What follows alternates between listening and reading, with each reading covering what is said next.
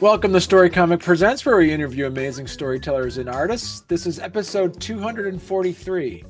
I'm your host, Barney Smith of Storycomic.com, and we're honored to have with us the highly regarded and acclaimed author of Granite Kingdom, Eric Pope. Thank you, Barney. Hey, Eric, how you doing? I'm doing fine.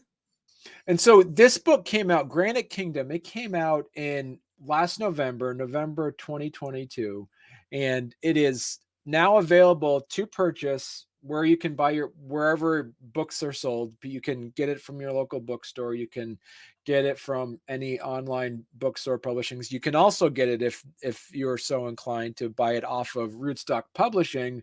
So we'll probably talk near the end, but you also got the bug. Now you're writing a second book called The Macedonian Sun. Correct. Oh, you've done your homework. Yes. Well, that's actually the first book that I wrote, but it's been a lot harder, a lot longer road to get it published. I have a publishing contract that I signed last summer. I was just notified a couple of weeks ago that it won't come out until spring of 2025. Oh, which is wow. Okay. which is very, that's almost 3 years. Rootstock, I am glad to say I signed the contract in November of 2021, and it came out a year later. Right. That's And amazing. so, I thought that was a long time, but I understand now that it's not. And Yeah. I'm very grateful that it came out as soon as it did. And I gotta say, like, somebody who is, from Vermont, and I really understand that everybody knows about Rock of Ages quarry. Everybody knows about Barre, Vermont being central to the quarrying and the granite industry. Learning about this book that you put out there, you were really talking about, because you know Hardwick very well, that Hardwick actually was the biggest finished granite producer in the world. Is that how it was? Yes. Well, we say the country, but I think it was the world. Right. The granite, there was a huge deposit of granite in Woodbury, about 7 miles south of the village of Hardwick. Hardwick was on the main railroad line, what was the St. J and LC for a long time. And the granite was not as refined as the Barre granite, but it was a very good quality. It was very uniform, and it was well suited for construction of buildings. Hmm. And the early 1900s was like a golden age of classical architecture, where they put up new state capitals, city halls, post offices, and the granite from Hardwick was used in many of those buildings, and it really was the leading provider. Its first big contract was for the Pennsylvania State Capitol, which required 400,000 tons of Wow. stone, of finished stone. So that far exceeded what Barre was doing. Barre was, had monuments and things that were very refined and great artwork. But in terms of volume, Hardwick was way ahead of everybody else for, unfortunately, for a short period of time, really the time before, from around 1900 until World War I. Hmm. And then it went into a decline during the 20s and petered out when the Depression came. Right. Now, how long were you sitting on this story? Long time. A long time. So talk to us a bit about you, and you mentioned also in a previous interview that you're talking about that you just really like to read some of the historical events through the Hardwick Gazette, and specifically pre-World War I era. What was about that era that really kind of drew you into the stories? Well, right. So when we bought the paper, we lived right on Main Street above the office, and in the attic there were all these bound volumes of the newspaper, and I liked history, so I turned that into a source of a column going back 5, 10, and 80 years back. And that era was when most things were so much was going on. I mean, it was an industrial town. It was a town that had electricity was taking over from steam. and they had cutting edge technology for their time. Mm. And that allowed them to produce a lot of granite very quickly. They were also a union town, so that attracted workers from Europe and Canada. So they had a lot of skilled workers from Italy who did the fine work. And it was a very successful place, and really the leader in this industry, mainly because of one person who happened to be a great salesman. So he went out and got the contracts, and then he came back and he had very good managers of his company and very good workers, and they produced a great volume. And so, what made you decide to actually turn this into, as we say, it's a historical fiction? There's a little bit of mystery, and there's a little bit of, as you tell the story a bit. What made you decide to make this as a historical fiction and make a fictionalized town called Granite Junction instead of using Hardwick, and instead of making it into more of a historical book of actually just Right. being historical? Yes. Well, I think novels kind of can give kind of can put emotion into a story and Mm, give it lifeblood if the author is successful at doing that. And it's more engaging. And you also the author has to attempt to make you feel like you are there, and that helps the reader a lot as well. I mean, there have been very good histories written about Hardwick. In fact, one of the great resources that I had was from a man named Paul Wood, who was a summer resident in Walden, and he's done exhaustive research on the technology used by the granite companies in Hardwick, as well as the railroad. And mm, he mapped out all of the railroad spurs in the village of Hardwick, of which there were like 30. Um, wow. so, but that doesn't tell a story that grabs you. Um, when I started to research it, the the president of the Hardwick Historical Society, another great resource, her name is Wiz Dow, mentioned that there were 30 different companies going in and out of business, but they're in Hardwick and in the granite industry in this time period. But there were two main players, and one was this man George Bickford, who was the great salesman.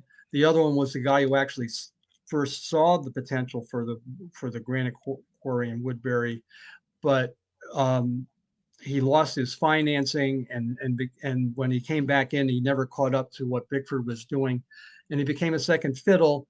And Wisdow said, and from what she had read, he didn't like that very much. And and I said, okay, well, there's a start. There's a conflict that I can work with. Um, and but then beyond that, you have to have a protagonist, and you have to have you should have a villain. You have to have boy meets girl. Uh, and so this book has those things. Um, and the villain works for the second fiddle producer, and has a real hatred for him, and decides to sabotage his operations, and several deaths Right. result from it. And I believe that the sabotage actually that's actually based off of real historical events, correct? Well, the accidents are true. Right. They weren't sabotaged as far as we know. Oh, okay. But they were, yes. Uh, Granite is the granite industry was a dangerous industry. People, these huge blocks, if it tipped over, a man would be crushed. All sorts of things can happen. If in the first accident, he cuts a cable, but if a cable breaks, this thing that weighs 20 tons is out of control, and anybody who's in its way is going to get killed.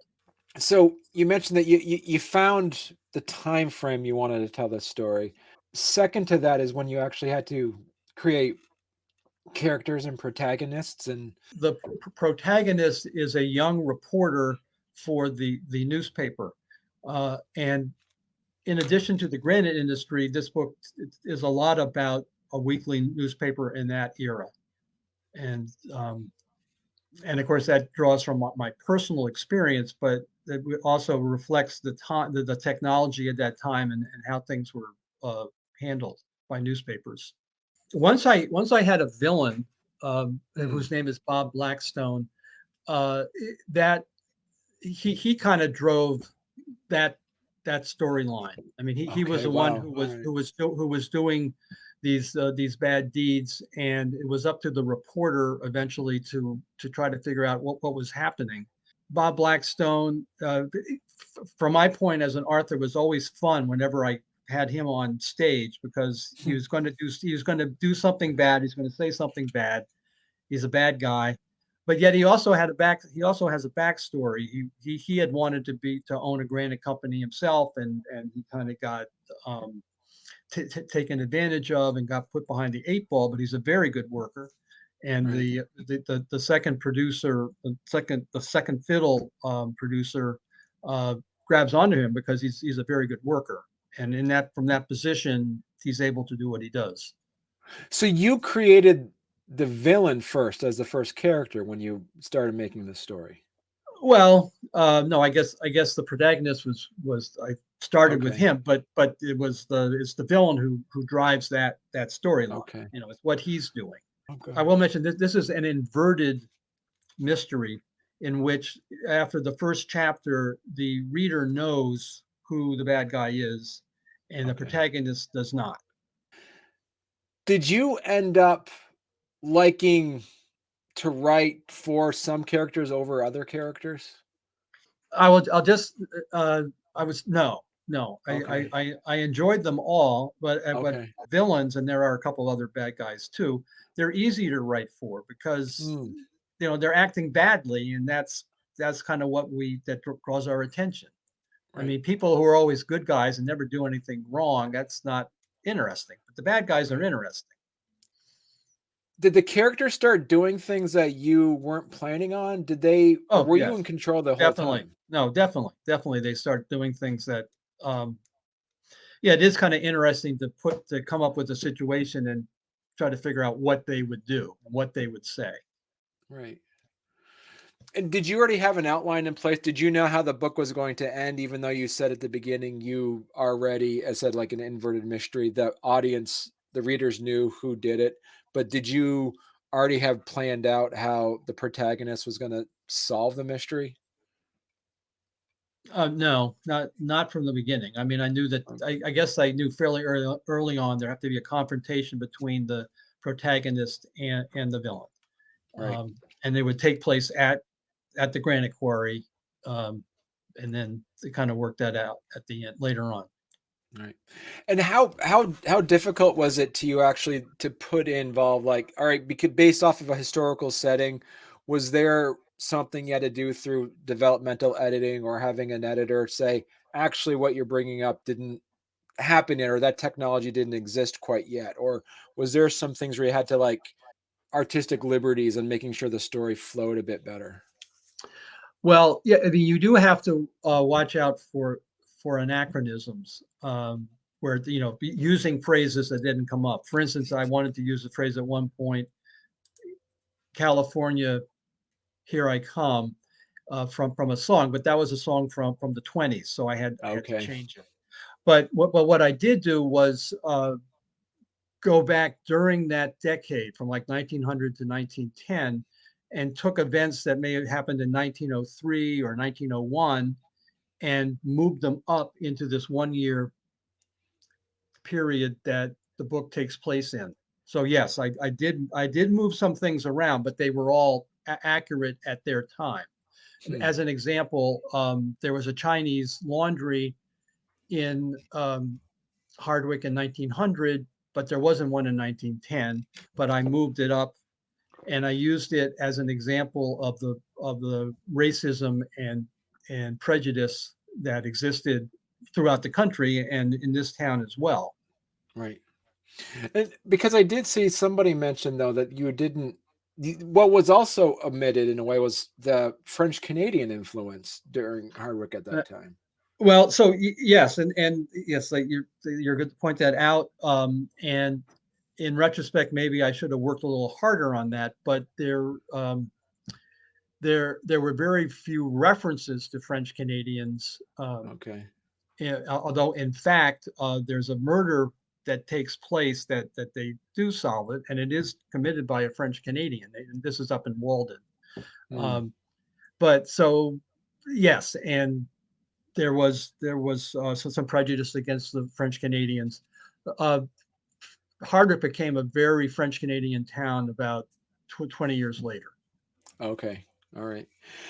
So as you mentioned earlier about some of the anachronisms, was there any phrases or anything in there that you say a modern reader might not understand what this term means, that you wanted to put in that maybe like an editor said, this doesn't make any sense, Eric, or There may be some terms that they don't understand, but they're very, very few because I didn't want to use terms that I didn't understand. right. So talk to us a bit about your writing process. So was the Granite Kingdom a book that you actually started writing after you sold the Hardwick Gazette? Well, yeah, it kind of sat dormant for about 30 years. Um, Okay.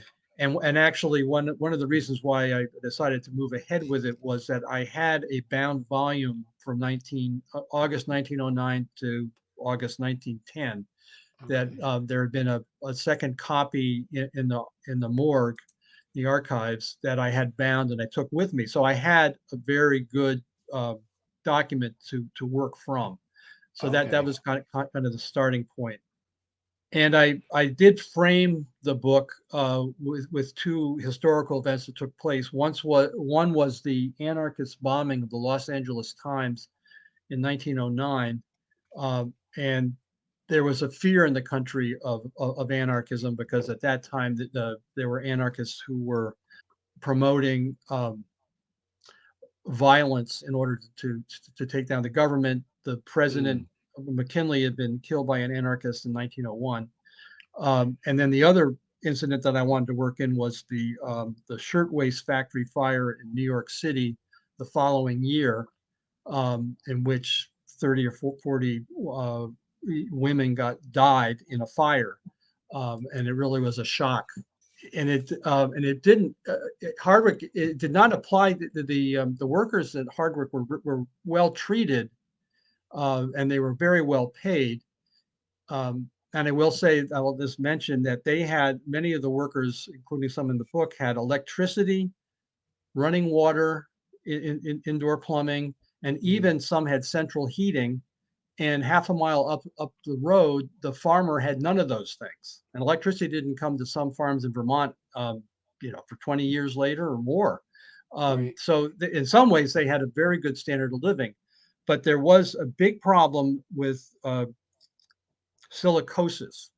And if you think asbestos is bad, silicosis is with granite dust is even worse. And in the Oh, granite sheds, I mean, they were honing down these very hard stones, and there was so much granite dust in the air that they said that the light from the windows up high could not reach the floor because it was so thick.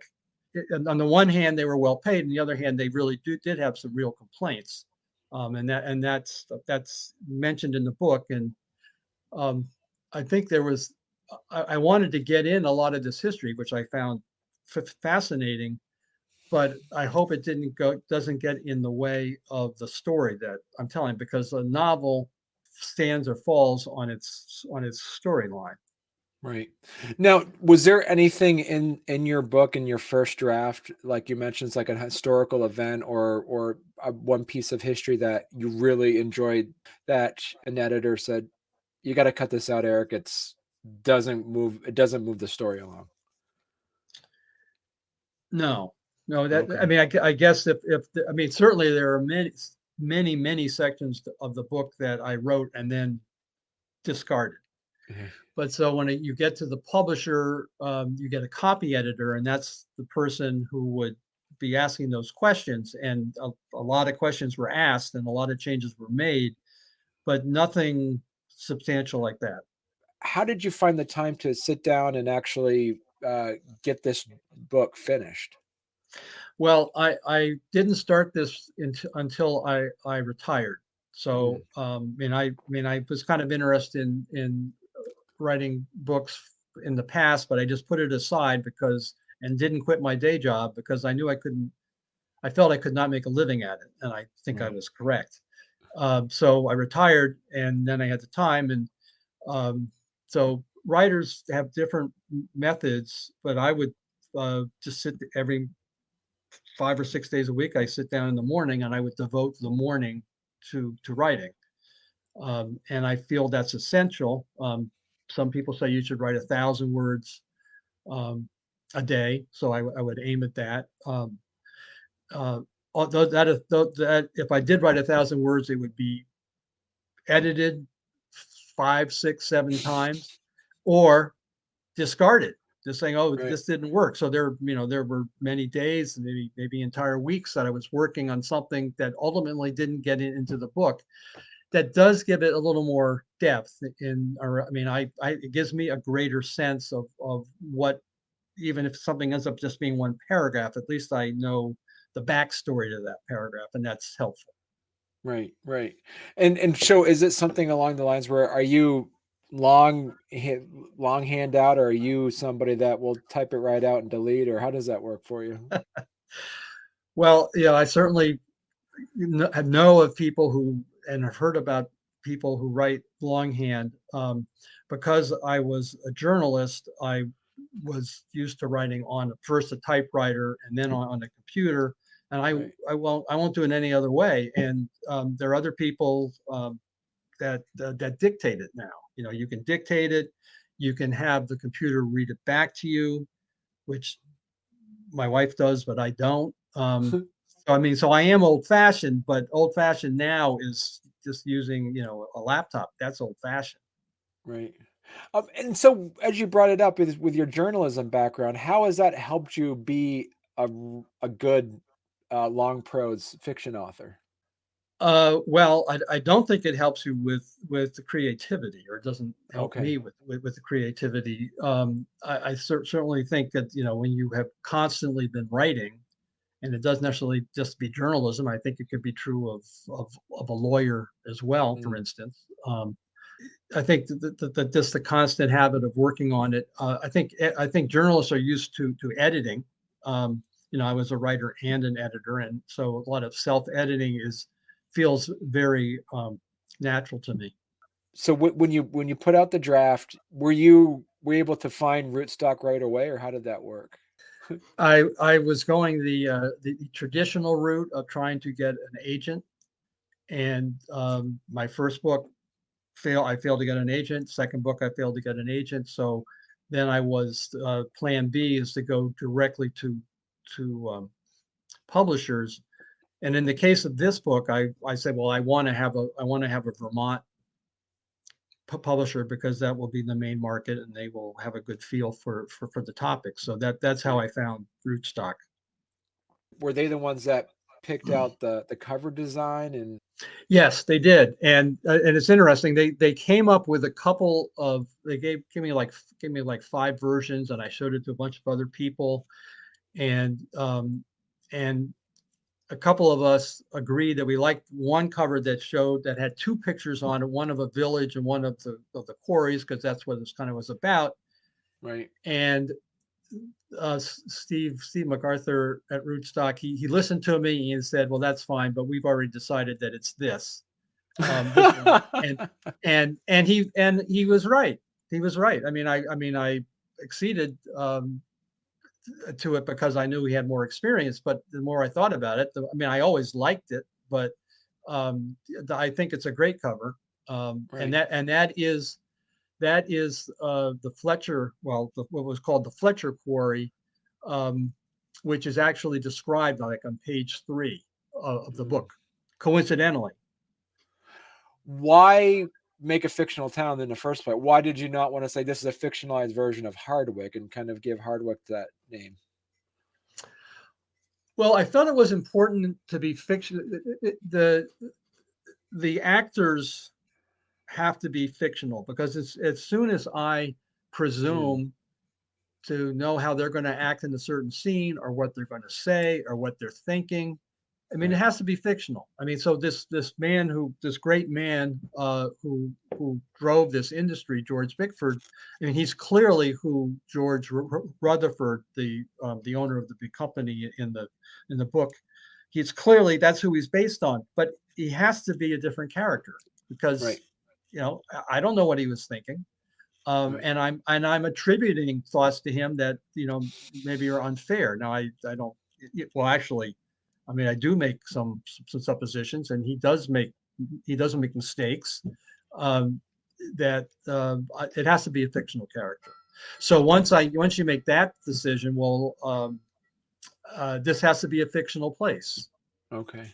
in my mind, Right. even though it's Right. clearly Hardwick, and there's a map in the book that's based on Hardwick. I mean, you would recognize it, and I'm sure you do recognize it.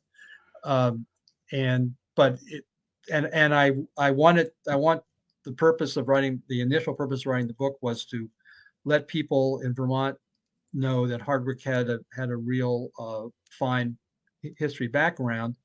I mean, when I was there, Hardwick had a reputation as being a hard scrabble and very rough town. And I don't think that's the case now, but that was the reputation that it had, and yet people didn't realize how successful it had been back in 1910. Right. And so I'm really curious as well as that is there any, because it takes place in 1910 around that era, pre-World War One, um, is there any desire or drive to maybe tell another story with the same characters, like in say uh, years later? Well, I told myself that if this book was wildly successful, that I would do a follow-up book to it. And it is an interesting story. But it would be a different kind of challenge because this book is set in 1 year. Mm, And we kind of go through the seasons and everything. If something leads, if something, if a question is posed in early in the book, it will be resolved within a year. Hardwick's decline was very slow. right. Not that slow, but it would cover a period from 1914 to 1932. And so that would be a real challenge. I mean, how do you, for me anyway, because that's not what I have done. And now I have to do something else, and it would be a Right. challenge. Right. In Vermont, in Hardwick, I have the newspaper, I have the Hardwick Historical Society, I have this guy named Paul Wood who's done a lot of research. Right. I'm just able to put in so much more context and detail than I was in that first book. And I gotta say what I love about this is that as we mentioned at the top of the show, that you're really touching on a part of Vermont history that not a lot of people are aware of. Well, it's a fascinating era, and there were a couple of stereotypes that I want in addition to what Hardwick stereotype was.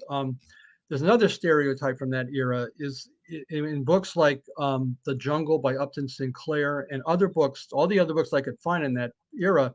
The main theme is the workers, many of whom are immigrants, are horribly exploited and living in Mm, squalid conditions and taken advantage of in every which way. And the owners are fat cats who are just feasting off the profits that they make. And that's not accurate for what I saw in Hardwick, where the workers are very well paid.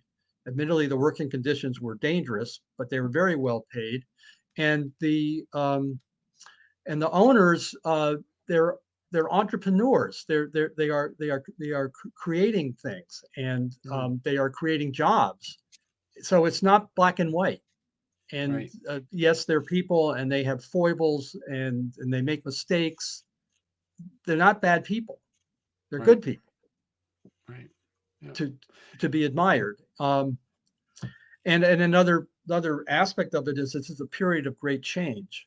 I mean, there is a struggle. Electricity is invented, or the light bulb is invented in 1880, and it takes a while, but the things are constantly changing because of electricity. And there's new equipment, and there are new ways of doing things.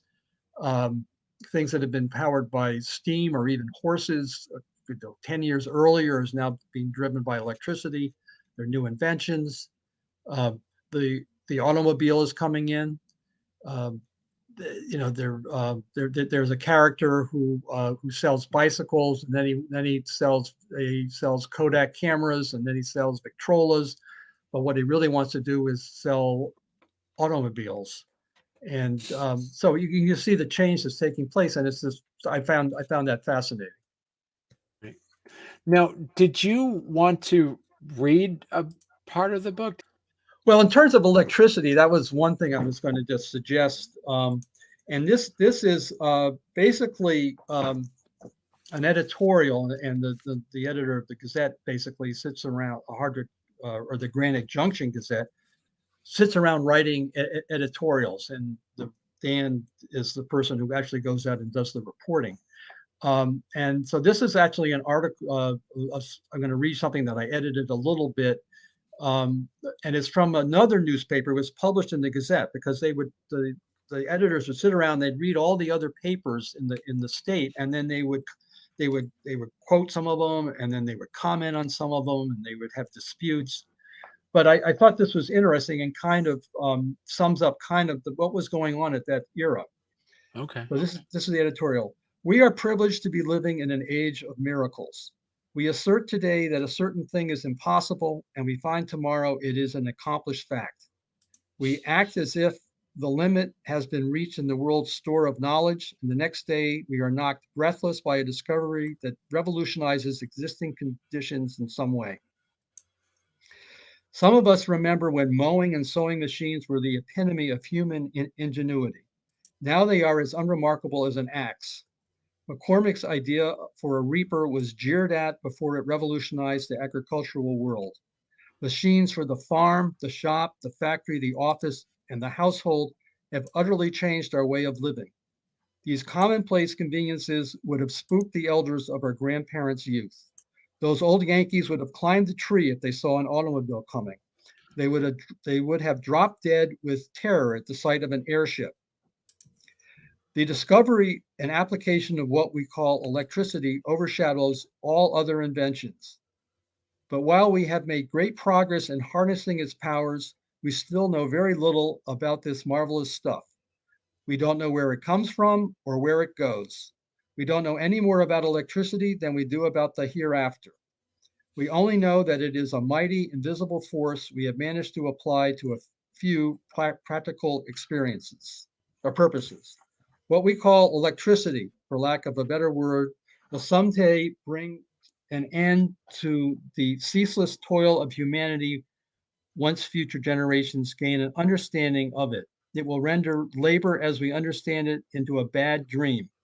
It will conquer disease and prolong life beyond our present perception. It will greatly increase our pleasures as it expands our knowledge and capacities. We have also heard in recent years about how the internet the internet and computers are going to reduce our work and people won't have to work anymore. Well, it hasn't happened yet. Right. Yeah.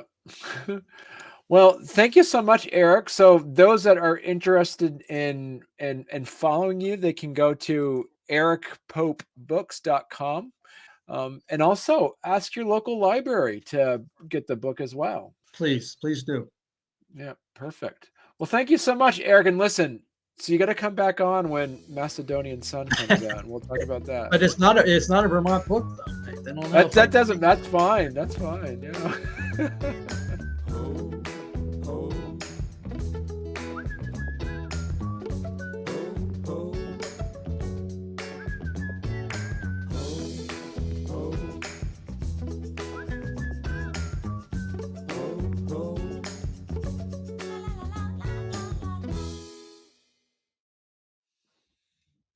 Very Vermonty. Very Vermont-esque. Vermontish. All right, let me pull up my intro.